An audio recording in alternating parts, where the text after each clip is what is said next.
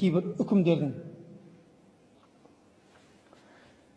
Allah Teala ayette ya Euzu billahi mineşşeytanirracim ya eyyuhen nebiyyu kul li azvacika ve banatika ve nisa'il mu'minina yudnina aleyhinne min celabibihinne zalika adna en yu'rafna fela yu'zeyne ve kana Allahu gafurur rahime degan Ahzab suresinin 59. ayeti düştü. Ne degan? Ve ardaқты пайғамбар, yani ey Muhammed, жұбайларыңа, қыздарыңа, және мүминдердің жұбайларына, және олардың қыздарына, мүмин мұсылмандардың жұбайларына, және олардың қыздарына, былай деп айтты. Үйлерінен шыққанда және бөтен ер кісілердің алдында жеңіл киімдерінің сыртынан ұзын әрі кең киім кисін дейді. Ұзын әрі кең киім кисін дейді. Бұл олардың иманды да арлы әйел баласы ретінде танылуына және нақақтан нақақ ар намыстары тапталып қорлық көрмеу үшін, анаға көрдіңіздер ме? Орамалды әйел нақақтан нақақ не істелінбейді дейді, ары тапталмайды дейді. Бұның астында не шығады?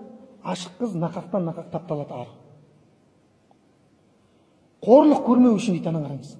Қорлық көрмеу үшін дейді. Дұрыс па? Зорланып отқан қыздар кімдер қазір қоғамда? Ашатын жерінің бәрін ашып тастағаннан кейін оны еркектік нәпсі бар, шайтан бар, оны зорламай кім зорлайды енді мысалы? Көрдіңіз ба? Алланың діні, айтсаң, орамал деп айтсаң не дейді? Арабтың әңгімесін айтпаш бізге дейді. Арабтың дәстүріне, қазақтың кейші онда кимешек ки, кәдімгі орамал тап. Оны да қатырмайды. Айтыр бірдеңе айтып құтылып шығып кетеді ана жерден. Қорлық көрмеу үшін қолға алынатын ең лайықты іс дейді орамал. Әуретін жабу әйел адамның ең лайықты іс дейді. Сол әйел үшін, әйел қорлық көрмеу үшін, намысы тапталмас үшін дейді. Оранып тұрған әйелдің басы жабық, бұты жабық әйел қай жеріне қарап сен шахуатын қозады? Алла мүминдерге өте кешірімді, ерекше мейірімді дейді. Міне Ахзаб сүресінің осындай аяты түседі. Серік Мақұлбекұлы деген ақын бір ағамыз бар осы қазақ. Сол кісі айтады да жаңағы, анау мынау деп әңгіме айтатындарға.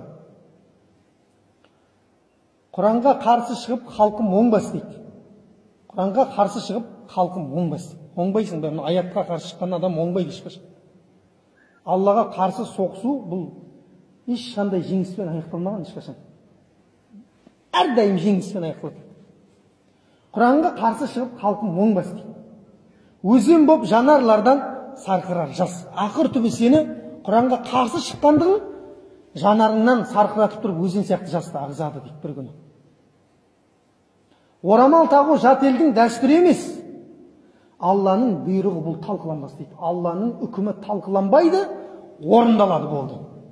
Неге олай? Неге бұлай деген нәрсе Алланың үкіміне жүрмейді ол. Алланың бұйрығына жүрмейді. Көрдіңіз ба? Қандай керемет төрт жолдың ішіне бір шумаққа тығып жіберген. Қазіргі жағдайды айтып. Және айтады, байқап ал, байлайтының кім бағыңды? Бұрған жөн жақсылыққа тіл жағыңды. Біл қазақ орамалды сөккеніңде шайтанның сөзін сөйлеп тұрғаныңды дейді. Орамал туралы әңгіме айтып жатсың ба? Орамалға қарсы шығып жатсың ба? Онда сен таза шайтанның әңгімесін айтып тұрсың, таза шайтанның әскері болып тұрсың осы тұрғанда.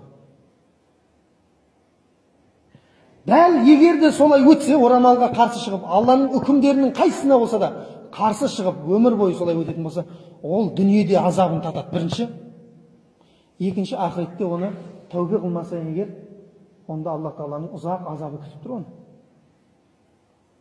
Шариғат Алланың діні, пайғамбардың әкелген сүннеті саллаллаху алейхи ва саллям, бұда тек қана жақсылық бар, хайыр бар, береке бар, болды. Адам қашан біледі оны? Қашан батпаққа батып кіргеннен кейін барып біледі оны.